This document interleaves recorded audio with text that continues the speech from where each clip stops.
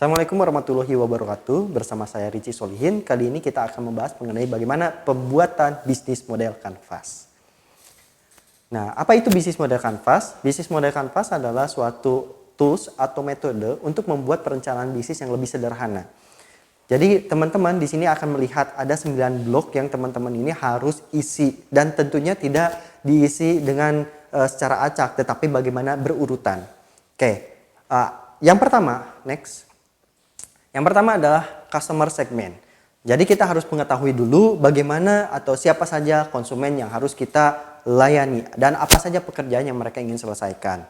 Jadi lebih spesifik, lebih bagus, dan hindarilah ada yang lebih general, misalkan dari bayi sampai dengan orang tua, tetapi lebih spesifik, lebih bagus. Contohnya di sini saya ada persona satu orang, yaitu Adam, 35 tahun, sebagai manajer purchasing KP di Kota Bandung.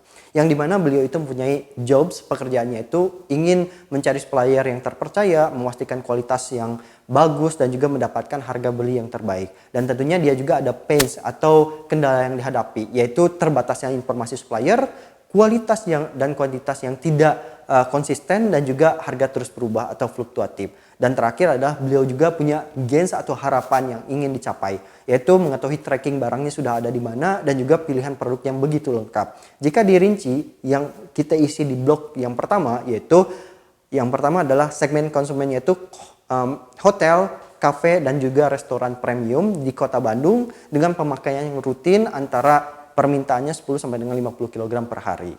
Kemudian yang kedua, next, yaitu value proposition. Apa saja nilai-nilai yang ditawarkan pada konsumen, lalu apa saja yang telah dilakukan kepada konsumen, dan juga apa saja yang menjadi hal-hal yang dipedulikan oleh konsumen.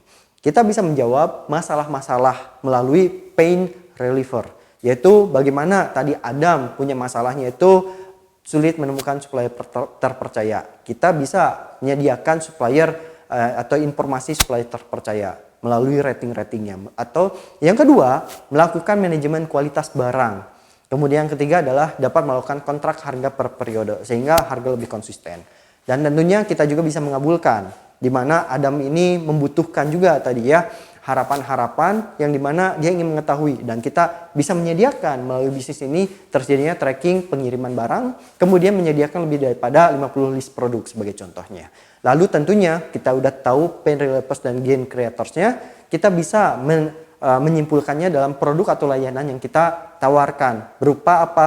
Nah, menyediakan barang berkualitas tinggi atau best quality product, kemudian pengiriman cepat dan responsif atau quick delivery, dan juga pelayanan pembayaran yang fleksibel atau flexible payment. Yang dimana jika kita kasihkan nama bisnisnya itu adalah mitra grosir, kita bisa memberikan definisi bahwa mitra grosir merupakan layanan penyedia bahan baku pangan bagi hotel, restoran, dan juga kafe di Kota Bandung yang membutuhkan layanan prima dan juga terpercaya. Next. Selanjutnya, bagaimana cara mendeliver atau mengirimkan nilai-nilai atau value proposition kepada pelanggan tadi. Ya, diantaranya adalah kita bisa menggunakan saluran-saluran, baik itu gabungan antara online dan juga offline, dan juga tentunya bagaimana cara kita menjangkau mereka saat ini, dan apakah kita bisa mengintegrasikan ke semua saluran tersebut dengan kebiasaan-kebiasaan pelanggan. Contohnya misalkan ya mitra grosir tadi saya ingin menjual secara offline dan juga online. Sebenarnya kurang lebih hampir sama, bahwa online dan juga offline, cuman bedanya itu lebih kepada metodenya. Kalau misalnya offline kita punya kios ya, bangunan fisiknya. Kalau online kita punya websitenya di mana misalkan, atau marketplace-nya di mana. Tetapi kita tentu harus bisa menentukan jam kerjanya sampai kapannya itu harus jelas ya dicantumkan. Yang kedua, adanya misalnya sales team. Kemudian adanya agen distributor secara offline. Dan tentunya kalau misalkan kita ingin diintegrasikan secara online, kita juga bisa menggunakan marketplace seperti misalkan ada Ralali, ada blibli.com, ada Tokopedia, dan sebagainya. Dan kita juga bisa menyediakan operator melalui online, apakah itu melalui WhatsApp ataupun email. Jadi kalau dalam channel kita tinggal menuliskan saja ya poin-poin pentingnya, seperti adanya kios, adanya sales team, kemudian ada agen distributor, ada website resmi, dan juga marketplace. Yang keempat adalah customer relationship, yang dimana customer relationship ini bisa bersifatnya personal, atau otomatis, atau akuisitif dan retentif. Nah, pada personal kita bisa menyediakan layanan yang lebih intens atau private kepada si konsumen. Misalkan adanya personal care assistant. Kemudian adanya bagaimana kita juga menyediakan sistem yang terotomatis melalui bot chat, atau misalkan kita juga menyediakan email marketing yang dikirimkan secara berkala.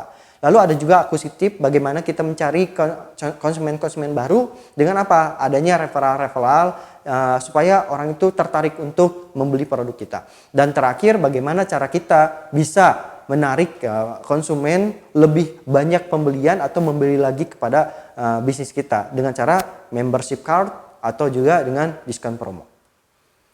Yang nomor 5, adanya bagaimana kita harus bisa mengetahui sumber-sumber pendapatan apa saja yang bisa membuat bisnis ini lebih sustain.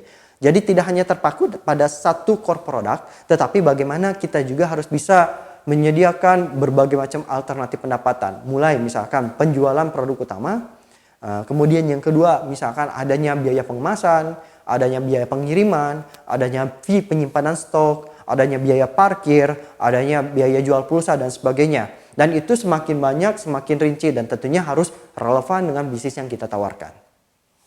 Next. Kemudian ada key activities nomor 6.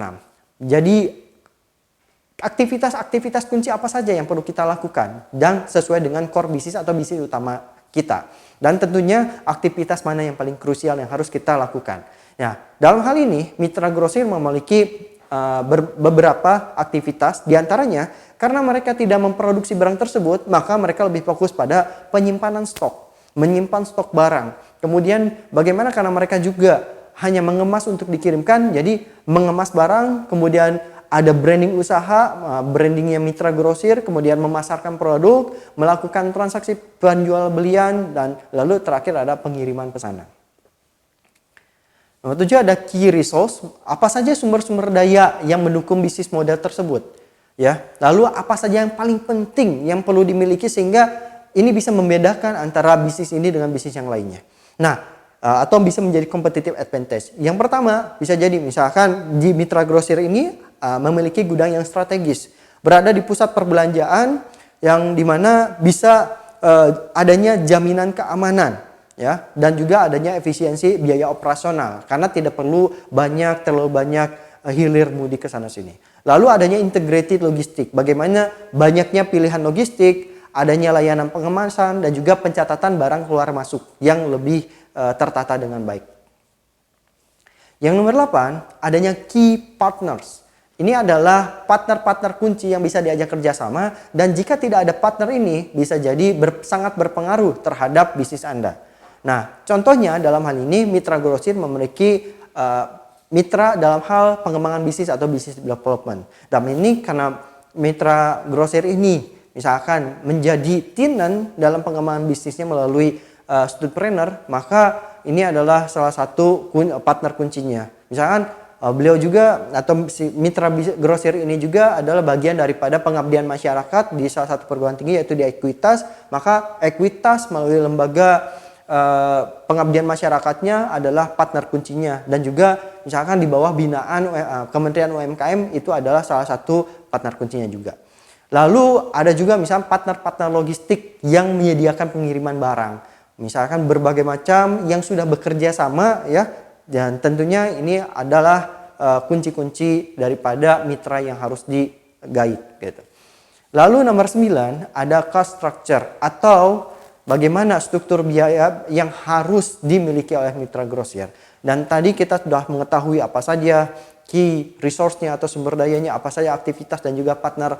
Nah, semua itu tentunya memerlukan biaya dan kita harus bisa menghitung mulai dari modal kerja, pembelian aset, gaji pegawai, tenaga kerja, gaji manajemen, ada biaya promosinya, utilitas-utilitas misalkan listrik, kemudian air, pulsa, internet dan sebagainya, bahkan termasuk dengan biaya-biaya pajak dan juga biaya CSR jika ada. Nah, itulah ke-9 bisnis model Canvas yang telah Anda buat dan Anda bisa tinggal memasukkan kata-kata kunci yang telah Anda buat tadi ke dalam 9 blok yang telah Anda susun secara berurutan tadi.